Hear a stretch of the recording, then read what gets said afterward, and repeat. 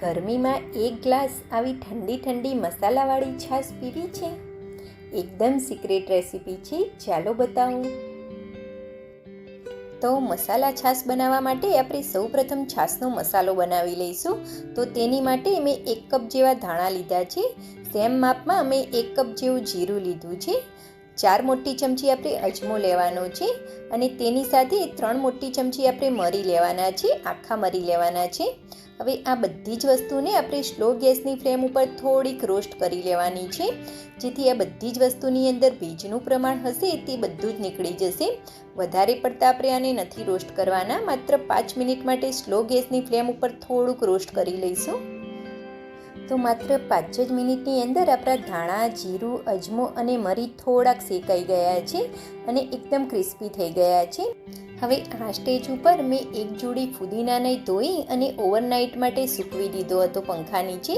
તો આપણો ફુદીનો સરસ એવો સુકાઈ ગયો છે. તે ફુદીનાના પાન આપણે આ મસાલાની અંદર એડ કરી દઈશું. સેમ એ જ રીતે મેં મીઠા લીમડાના પાનને પણ ધોઈ અને ઓવરનાઇટ માટે પંખા નીચે સૂકવી દીધા હતા, જેથી આપણા મીઠા લીમડાના પાન પણ સરસ એવા સુકાઈ ગયા છે. તેને પણ તેની અંદર એડ કરી દઈશું.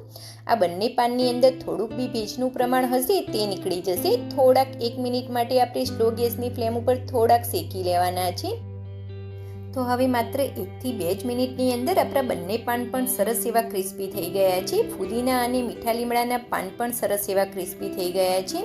હવે આ બધી જ વસ્તુને આપણે 1 કલાક માટે સરસ એવી પંખા નીચે ઠંડી કરી લેવાની છે. બધી જ વસ્તુ સરસ એવી ઠંડી થઈ જાય એટલે તેને આપણે મિક્સર જારની અંદર એડ કરી દઈશું. આ વાતનું આપણે ખાસ ધ્યાન રાખવાનું છે કે આપણી બધી જ વસ્તુ સરસ એવી ઠંડી થઈ જાય પછી જ તેને આપણે પીસવાની છે, જેથી આપણો છાશનો મસાલો આખું વર્ષ બિલકુલ પણ ખરાબ ના થાય. અને આ મસાલામાંથી તમે સરસ મજાની એવી ઠંડી ઠંડી છાશ બનાવી અને આખું વર્ષ પી શકો. તો આપણો સરસ મજાનો એવો છાશનો મસાલો પીસાઈને તૈયાર છે. હવે લાસ્ટમાં તેની અંદર અડધી વાટકી જેવું આપણે સાદું મીઠું એડ કરી દઈશું અને અડધી વાટકી સાથે જ આપણે સંચળ મીઠું પણ એડ કરવાનું છે. હવે મિક્સર જારને બંધ કરી અને માત્ર 1 સેકન્ડ માટે તેને પલ્સ મોડ ઉપર ફેરવી લેવાનું છે. વધારે આપણે મિક્સરને નથી ચલાવવાનું. તો આપણો સરસ મજાનો એવો છાશનો મસાલો બનીને તૈયાર છે. હવે આ મસાલાને એરટાઇટ કન્ટેનરની અંદર ભરી અને આખું વર્ષ સાચવીને તમે રાખી શકો છો. તે બિલકુલ પણ ખરાબ નહીં થાય. હવે આ મસાલાને તમે લીંબુ શરબતની અંદર કે પછી કોઈ પણ ફરસાણની અંદર ચાટ મસાલા તરીકે પણ યુઝ કરી શકો છો. હવે આ મસાલાની અંદરથી મસાલા છાશ બનાવવા માટે આપણે છાશની અંદર માત્ર 1 ચમચી આ મસાલો એડ કરવાનો છે. બીજું કશું જ આપણે તેની અંદર એડ કરવાની જરૂર નથી.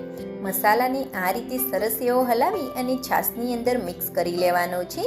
જમ્યા પછી આપણે 1 ગ્લાસ જો આ મસાલા છાશ પીશું તો પેટમાં ગેસ, એસિડિટી કે અપચો બિલકુલ પણ નહીં થાય અને જમેલો બધો જ ખોરાક પચી જશે. ફ્રેન્ડ્સ, આ સરસ મજાના મસાલા છાશની રેસીપી તમને ગમી હોય અને મારી આ વિડીયો તમે યુટ્યુબમાંથી જોતા હોય તો મારી ચેનલને સબસ્ક્રાઈબ અને ફેસબુકમાંથી જોતા હોય તો ફોલો ચોક્કસથી કરી લેજો ફ્રેન્ડ્સ. અને આ રેસીપી તમને કેવી લાગી તે પણ મને કમેન્ટ બોક્સમાં જણાવજો. અને આ રેસીપી તમને ગમી હોય તો મારી વિડીયોને લાઈક પણ ચોક્કસથી કરી લેજો ફ્રેન્ડ્સ. અને ફ્રેન્ડ્સ અને ફેમિલીમાં શેર કરવાનું તો બિલકુલ પણ ભૂલતા નહીં ફ્રેન્ડ્સ. અને મારી આ વિડીયો તમે કયા ગામ અને કઈ સિટીમાંથી જુઓ છો તે પણ મને કમેન્ટ કરીને જણાવજો, જેથી મને પણ ખબર પડે કે મારા વ્યુઅર્સ મારી રેસીપીને ક્યાંથી જોઈ રહ્યા છે. Thanks for watching. જય શ્રી કૃષ્ણ. રાધે રાધે.